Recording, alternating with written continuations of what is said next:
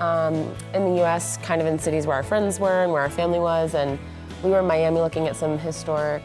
It was just so expensive and for what you got, and I said, well, at this rate, we might as well get married in a castle in France. And we also weren't blown away by the venues.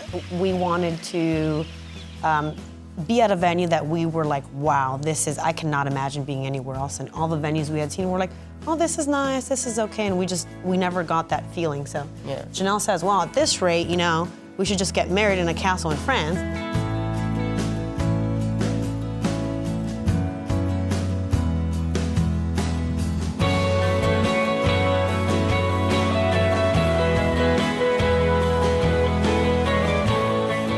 So then 2 weeks later, we came to France. It was December, so a lot of people were on vacation. We came here and drove 2,500 kilometers in 4 days to see 6 different places, and we had a list of what we wanted from a venue and how it made us feel, how our guests would feel, and the type of. We set up a point system for each other. You know, how to rank the different places we had been in based on some criteria we both agreed on, and I mean, undoubtedly this was the place.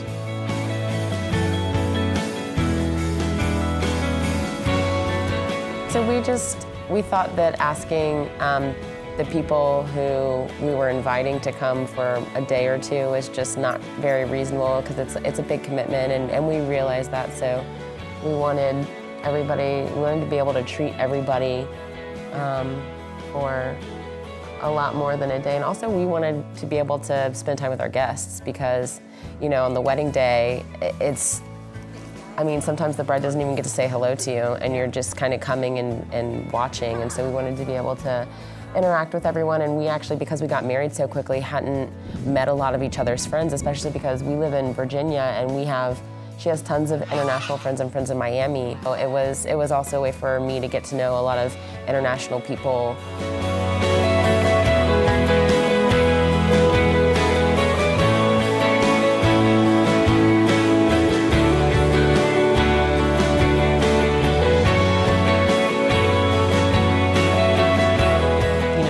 Cynthia, I was like, no, I was trying to explain to her, I was like, you know, Cubans do this like pig roast thing, and it's like just like a massive pork, and she was like, I got it.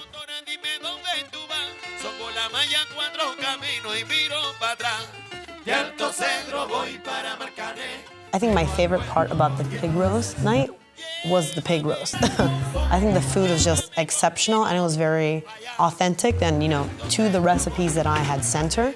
And I mean, the band just made it feel like we were in Miami or like we were in Cuba. It felt like I was very much at a Cuban event with my own people. So it was great to be able to share that with people that had no exposure to Cuban culture before. So.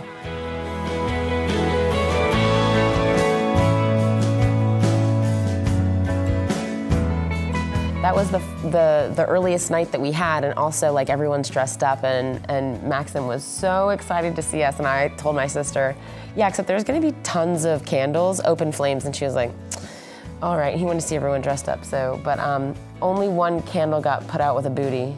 Yeah, and only one feather caught on fire, so. But yeah, it was really great down there, and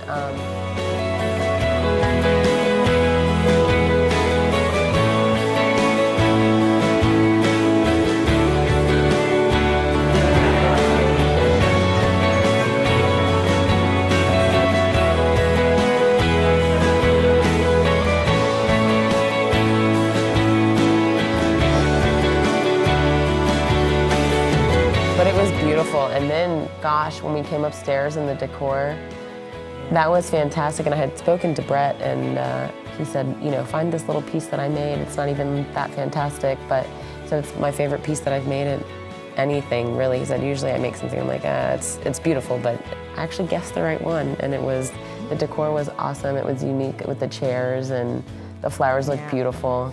I actually never seen hydrangeas that color. Maybe I haven't lived a lot, but.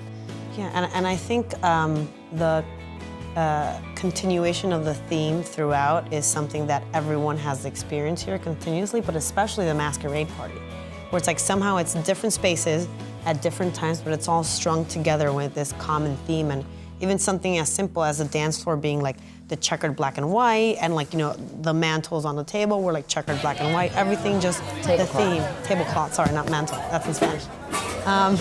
The tablecloths, everything, just that continuous theme makes it even more enjoyable because you just feel like the night stretches on.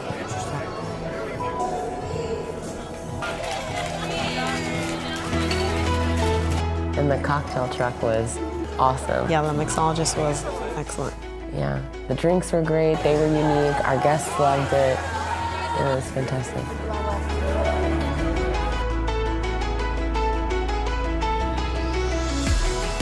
I was gonna say too that having Brett as the DJ, he was having fun, and I think that that's also, he chose good music, and we had sent him playlists, and so we got the general idea of what we were looking for, and our guests had a great time, and but he also had a great time, which I think just makes it, the staff was really happy and really helpful, and they said that they really enjoyed our guests, so I think that also, makes things so much more fun when everybody seems to be having a great time, including the staff.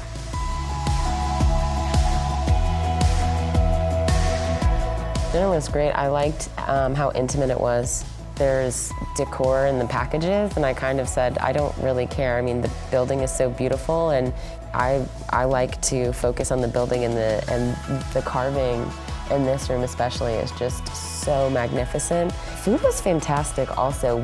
The food can be mediocre to like okay at best, and everybody really loved. Cynthia has done such a great job at finding a purpose to every room. So we never did anything the same, besides like the quick breakfast people had, but every event was in a different part of the estate, so all the memories are tied to specific places versus, other venues that you have everything in the same square location. And we got to look at every room, be a part of every room, and have unique memories within those rooms. So that was great.